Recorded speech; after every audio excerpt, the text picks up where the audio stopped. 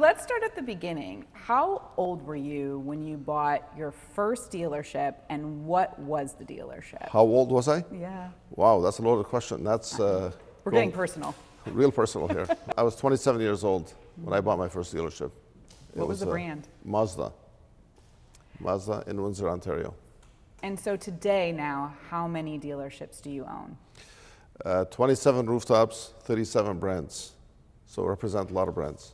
When you first got into the business, was that the game plan, to own many, or were you just excited to have the one?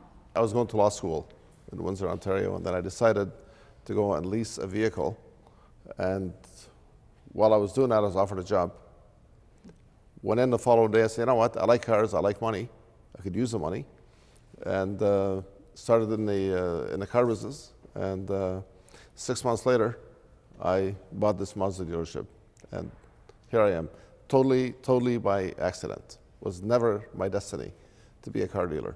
What did you want to be before you got into the car business? I wanted to be an attorney, a lawyer.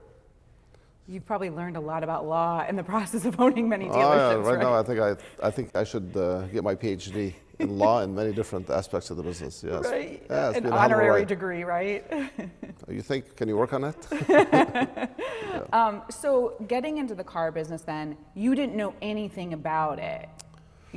Less than nothing, other than I like cars, and no, nothing. That was never in my mind, ever. But see what destiny does? It takes you many different directions. Yeah. Was there ever a point along the way where you thought, oh my gosh, what am I doing? Like, I had no idea it was going to grow to being something this big. You know what? I believe in destiny. I believe in fate. In Lebanese, we call it nasib. Nasib means fate. And I believe everything's preset for you. So you never know where you're going to be, where you're going to go. Everything's predetermined. And yeah, there's many days I sit there and say, wow, is this really happening? For a guy that came off the banana boat in 1966 with my mother with empty suitcases. So by the grace of God, we have come a long ways. And yeah, it's definitely many nights I sit there and say, wow, how did this happen? Where did your work ethic come from? Probably my father. My father, God rest his soul. Yeah, he came in '65 and left a family of 6 children and a wife in Lebanon and came to Canada. And a year later brought us all here. He worked 3 jobs, 8 days a week, 24 hours a day. Did you hear 8 days a week? I heard it. He made extra time. He made extra time. Yeah. So now it's been a hell of a run, and look, I wouldn't know what to do if I wasn't in this business. I love the cars. I love people. I love growing. I like to see my team members, my staff, which are the intricate part of the organization, do well. And to lead that kind of organization, you got to be on the gas. You know, it's interesting because it's such a competitive business. There are so many options, so many choices out there. You clearly are very successful at what you do. So what do you think is that secret formula for your success in this industry? Look, the secret formula in this industry or in any business, if you want to talk about business in general, is number one, make sure you have a satisfied team. Your staff are looked after, are treated with respect and appreciated. The second is your clients, to make sure that you go beyond the call of duty. And I have a very, very simple message to all my 2,000 employees that we have in the company, that no one can say no to a customer except me. So we figure out how we can satisfy a customer. And I think that's basically the ingredients of any success. If you look after your customers, they can look after you. And like I was saying, I started my business with 3 cars. That was my first dealership called Airport Auto Sales, 3 vehicles. Buy one, sell one, and by looking after your staff, your employees, your team members, and your clients, you can succeed. It's there. It's interesting when you say never say no to anyone, except that you could say no. I have a feeling you might not say it a lot though, right? Because you always try to find a way to make something happen. When I say I'm the only one who can say no, is exactly what you said, Andrea, that I find a way not to say no. But unfortunately, sometimes you get into a point you have to say no, which in my career of almost 40 years, I was 8 years old when I started. I've only said no once to one client. And we had to part ways because I did not feel he appreciated my staff and how we were looking after him. And I had to say, no, you know what, thank you for your business, we appreciate it, but we cannot meet your expectations. It's interesting, it goes back to the number one piece of your formula, that's to treat your people well. 100%. Without your people being satisfied and happy, it's going to resonate to your clients, to your customers that basically are the reason we're here, all of us. So you need to treat your people well so they can look after your clients. You know, you have, how many employees do you have now at this point? We're close to 2,000 employees. Okay, so 2,000 employees. Are you someone who has an open door policy where even somebody who's at the very bottom, if they have a question about something, they can come to you? Or do you say, hey, listen, there were about 5 other people you could have talked to before you came to me? No. My policy is very simple. And if you heard any of my webinars or if you've seen any of my presentations to my staff, open door policy for anyone. I don't screen my calls. You can call me anytime you want. Matter of fact, that's for the, in regards to the staff you're referring to, open door policy. But I have signs in some of the dealership, which I'm not sure why I don't have it here. If you're satisfied, tell others. If not, call Terry Rafih, and that's my cell number. So, believe it or not, I hardly get any calls. That means the staff are doing their job. They're looking after the customers, and nobody's calling to complain. So, open door policy for anyone, 24 hours, 8 days a week. So in all these years of being in this business, I'm sure you had seen it all until this past year, right? This pandemic, it's the first time you go through something like that. And there's no textbook on that, right? There's no experience you can look back on going through that. What, when the pandemic hit, was the first order of business for you as chairman and CEO? Well, you know, that pandemic, it's been almost 2 years, and it's probably added about 10 years to my life. I was in Florida in March of 2019 when the pandemic came about, and it really became serious. And I'm Canadian, I live in Canada, and the Prime Minister of Canada got on CNN and he said, all Canadians return to Canada by such and such a date, if not, the borders are closing. The US were taking strict measures, and I'm sitting there with my family. We typically have, it's called March break, spring break, and I'm looking at my wife and my kids, and I said, you know what, we gotta go back home. And they said, what do you mean? I said, like, we're leaving. So we got there the following day, got on a plane, we all headed back, and I called an emergency meeting with all my team members, and we had a conference call with every single employee across North America. And it was probably the toughest thing I had to do, to basically inform us. I mean, I thought the world was gonna end. I thought, you know what, this is really, really bad. So we took very strict measures. We cut expenses, we reduced team members, which was very difficult.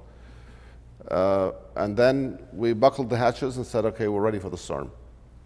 Well, it was about a year of hell. And we really, really went through a lot of things, trying to manage people, trying to manage business, and trying to manage all the expectations of everyone around you. Nobody really knew what was going on.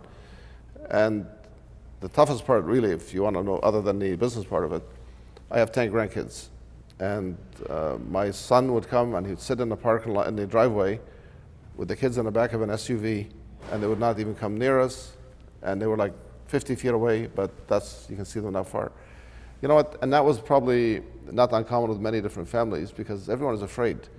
And you know what, justifiably so. We should be aware of what's going on. And so that was very, very difficult times, and by the grace of God, we managed to get through it, and hopefully it's behind us, even though we have a bit of a spike happening today. But if everyone is cautious and does their thing, it should be behind us.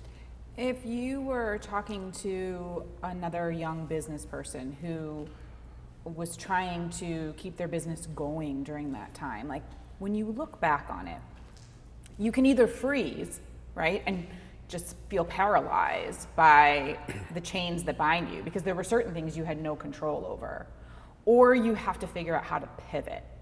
So what was the pivot for you in this industry? Look, again, there was a lot of uncertainty, so we really didn't know how to pivot, which way to go, left, right.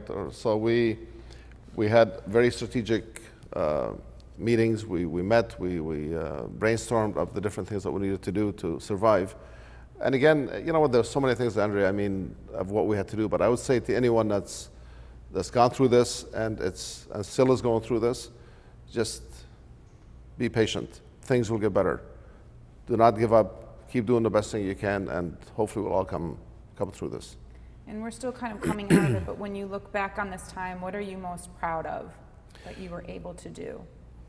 You know what I was probably, without any question, is being able to return 100% of my staff back to work. Making sure everyone got a job and make sure they all have, you know, some money to take home and look after their families. And right now we're back at 100% capacity.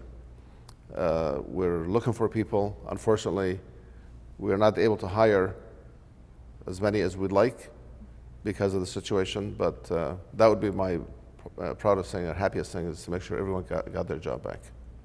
In the time that you've been in this industry, I'm sure you've seen a lot of changes, some consistencies and a lot of changes. And certainly technology has become a huge piece of your industry, the whole e-commerce, buying online. Are you resistant to change, or do you see elements like technology and that they certainly are here, it's not going anywhere, and do you embrace that kind of change and incorporating something like technology into your industry? 100%. If you're not willing to change, you're going to be outside looking in. So we do embrace technology, and a matter of fact, during this COVID period, we all figured out, okay, you know what? People are not going to come to the dealerships, and we got to be able to reach out to them, and how we can do this. So we went out and we started our own digital platform for the group, and we turned on our BDC, that's the Business Development Center, and we are going beyond the call of duty to make sure that our clients are happy and satisfied. You don't need to come to us, we'll come to you. But as I can see things are improving, we're getting some of the clients to visit the dealerships, and that's a good thing, but we're still fully engaged in technology and definitely endorse technology. If you're not going to endorse it, you're not going to be in business. Yeah. Do you think that you were a born entrepreneur? Because the word entrepreneur, it's used a lot. A lot of people, it's kind of like the cool, trendy thing to say, but not everybody has the stomach for it. And that's okay. Like, not everyone is supposed to go that route. But do you think it's always been in your DNA? You know, you and I were talking about DNA earlier, Andrea. I'm sure you remember that. Yeah. And I think it is 100% your DNA. I mean, I have 5 brothers and a sister, and they're all entrepreneurs in the sense, but not as extreme as I am. So it's in your blood, you like it, you want to live it. And for me, it's a passion. Anything I do is about passion. I mean, I'm passionate about the business. I'm passionate about succeeding. I'm passionate about being number one. And what I tell my team members is basically strive to be number one. If you do the right things, money will come. But you cannot cut corners. So I'm definitely an entrepreneur. Somehow, I have no idea how. This next question would probably be like asking you to pick your favorite child, but you own a lot of cars, and there are a lot of brands that you have. If you could only, for the rest of your life, drive one car, what would it be? Well, that's a very unfair question. It's exactly like, yeah, you know what? We have a lot of great brands, and for me to choose a car that I would like to drive the rest of my life, well, that's a real tough one. You're going to give me a lot of trouble. But I would say a 1957 Mercedes SL Roadster. That is my favorite car of all times. I own one of them, a 55 Gullwing, but I would love to own a 57 300 SL Roadster. Something tells me you will. I will. Got to sell a few more cars. Yeah. How about we go for a drive? What do you think? That's a great idea, Andrea. All right. I ended up buying the old Sears in the Great Northern. Oh, you did? So that will be the new home of, nobody knows that yet, but yeah, just did that deal last week. That's going to be the new home of Mercedes? Yep, all of them. Oh, now see, Isn't that is a great idea, because you've got these malls these that are empty. They're empty. These huge buildings that are sitting empty. And I'm like, what? Someone's got to do something with them because otherwise they're just eyesores sitting there. No. So I bought the property, 17 acres of land. We're gonna build. Yes. I'm gonna try to repurpose the Sears building to be the Mercedes store. I'm gonna build another one for Porsche and then the Motorsports. So it'll be like an auto mall. Everything's a Maserati. All of them will be there in one location. I can't. That is so smart. That is Yeah. fantastic. What's the timeline on all of that? We have a 4-year window. So the time we go through all the zoning and development. So yeah, 3.5 years. When I first arrived here, we went obviously for a ride downtown to check out Cleveland and the historical buildings and the city is fabulous. And the Hall of Fame, the Rock and Roll Hall of Fame, and all the different sports teams that you have here. I mean, we sort of heard about them, but until you come here and experience it, I love Cleveland. I love the city. It's a great place, and more importantly, I love the people. What surprised you the most about the city when you came here? Because did you have a preconceived notion? Although you don't seem like the type that's going to have a preconceived notion about I did not have a something. preconceived notion. I mean, Cleveland reminds me a lot of Detroit. What went on in Detroit and what transformed Detroit. I obviously have not seen Detroit, but Dan Gilbert has done a great job in Detroit. Has done a great job here in Cleveland. And you know what? It wasn't something that I had already preset in my mind of how it's going to be. It's, you know what? I like the city. If I wasn't so rooted in Windsor, Ontario, Canada, I would probably move here. Seriously. Well, maybe you'll think of having like a vacation home in Cleveland, a summer home. I almost bought a condo on the, I can't remember the name of there's a restaurant called the Summer House. You know what that is? Oh yeah, that's a beautiful area. What's the name of that area? Well, it's in Lakewood, but there's the Carlisle building is there. Carlisle building. I put an offer on a condo in there, but we're still working on it, so you never know. I may have my summer home in I Cleveland. know you have a huge classic car collection. What made you interested in collecting classic cars? I love the cars from the 1950s and 60s era. So I have a huge collection. I got about 75 classic cars, from muscle cars to Ferraris to Jags to 59 Cadillac is my favorite car. 59 Eldorado, you know, the one with the Elvis Presley used to have. Yes. What color? You're too young to remember those. I have two of them actually. I have a baby blue one and I have a white one. So that's probably one of my favorite classics, and it took me a long time to find them. And I found them all within 3 months of each other, believe it or not. Where do you find most of them? Mostly at auctions. So I go to a lot of auctions. RM Sotheby's, the owner of that company, are good friends of mine, so they will tell me, you know, we got the special car, come and look at it. So you follow the auctions, that's where you go. When it comes to charities, how do you decide which ones you want to get involved with? You know what? I mean, unfortunately, some of us experience things in life, and I lost a brother to brain cancer at the age of 48. Oh my goodness, So, sorry. yeah, that happened 8 years ago. He was 44, diagnosed, and he passed away at the age of 48. So all the money that we've been raising has been for hospice, for the Cancer Institute, to the cancer centers, to help the less fortunate, to the, I'm not sure if they have in this country, but the Ronald McDonald House, they have those here. Yes, they do. You know, we raise money for that so people can stay with their loved ones while they're going through this terrible disease. Hospice does beautiful work, don't they? Hospice does great work, and we're very involved with them in Canada and involved with them here also. And yeah, so that's typically how you choose. I mean, there's a lot of different charities and a lot of people in need. And again, we're not just focused on that. If someone is really in need, we'll redirect the ship, I guess.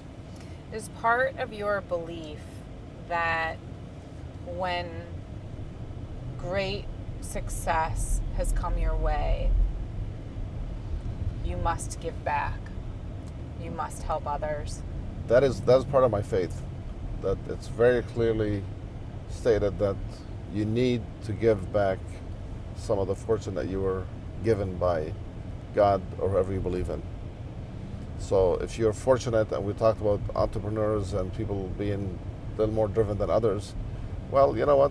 God will never put something on anyone that cannot handle it. So you are put in a position to do things for a reason. And because of the fortune that I've experienced and I've had, Yes, I do believe that what we earn, a certain percentage has to go back to humanity, to charity, to people that are in need.